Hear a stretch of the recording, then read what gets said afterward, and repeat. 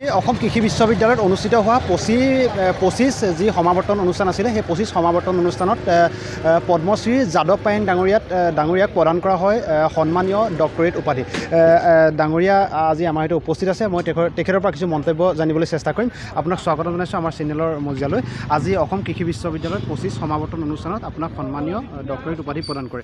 কি আপোনাৰ অনুভৱ কেনেকুৱা? ৰাইজৰ মনোমত উৎসাহ উদ্দীপনা দিছে আৰু যিমান গৰমৰ সংকট আহিছে আগজাননী আহিছে পৃথিৱীৰ ভাৰসাম্য হেৰাই গৈছে। মই ভাবোঁ এই গৰম বন্ধবিলাক স্কুলৰ কলেজৰ ইউনিভাৰ্চিটিবিলাকত উঠাই দিব লাগে। সেইকাৰণে উঠাব লাগে। যোৱা বছৰ 42 ডিগ্ৰীত 5টা ল'ৰা ছোৱালী মৰিছে। স্কুল আগষ্ট ছেপ্টেম্বৰত গৰমটো উৎকট হয় আৰু এই বছৰে গৰম বন্ধটো উঠাই বন্ধৰ সময়তে স্কুল কলেজবিলাক বন্ধ দিলে ভাল হ'ব। কাৰণ যিহেতু তেতিয়া ল'ৰা ছোৱালীবোৰৰ গৰমৰ উত্তাপত সিহঁতে সহিব নোৱাৰি মৃত্যুৰ মুখত পৰিছে আৰু এইটো সকাহ পাবৰ কাৰণে সেই সময়ত বতৰৰ আগজাননী চাই বতৰ বিজ্ঞানীসকলে যিটো দিব সেইমতে গৰম বন্ধটো দিবলৈ কৈছে। এতিয়া বৰ্তমান দেখিবলৈ পাইছে যি পৰিমাণে গৰম পৰিছে সেই পৰিমাণে কিন্তু ঠাণ্ডা পৰা নাই। গতিকে এই ক্ষেত্ৰত আমাৰ মানুহে জগৰীয়া বুলি আপুনি কয় নেকি? বা পৃথিৱীত জীৱশ্ৰেষ্ঠ মানুহে জগৰীয়া।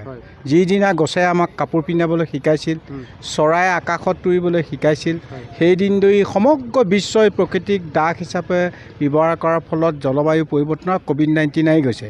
বাপেক মৰিলেও চুব নোৱাৰে, মাক মৰিলেও। এতিয়া এটা মেছেজ আছে, বিশ্বত কোনো এখন দেশৰ শিক্ষানীতিত প্ৰকৃতিক ভাল পাবলৈ নাই।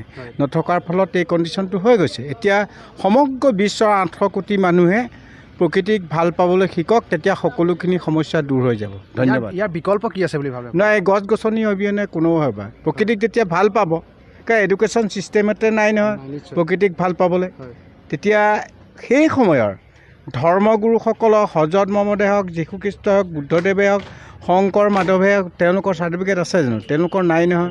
তেওঁলোকে মানৱ সম্পদ গঢ়িবলৈ জ্ঞানৰ যিটো বিকাশ আছিলে সেইটো সমগ্ৰ বিশ্বই লৈছে, কিন্তু তেওঁলোকক আমি অপমান কৰিছোঁ। তেওঁলোকৰ বাক্যমতে আমি চলা নাই। নচলাৰ ফলত আমি এতিয়া ভুগিছোঁ আৰু তাতকৈ আমাতকৈ পিছত নতুন প্ৰজন্মই বেছিকৈ ভুগিব। মই আশা ৰাখিছোঁ বিশ্বৰ 800 কোটি মানুহে প্ৰকৃতিক ভাল পাবলৈ শিকক, তেতিয়া সকলোখিনি সমস্যা দূৰ হৈ যাব। ধন্যবাদ।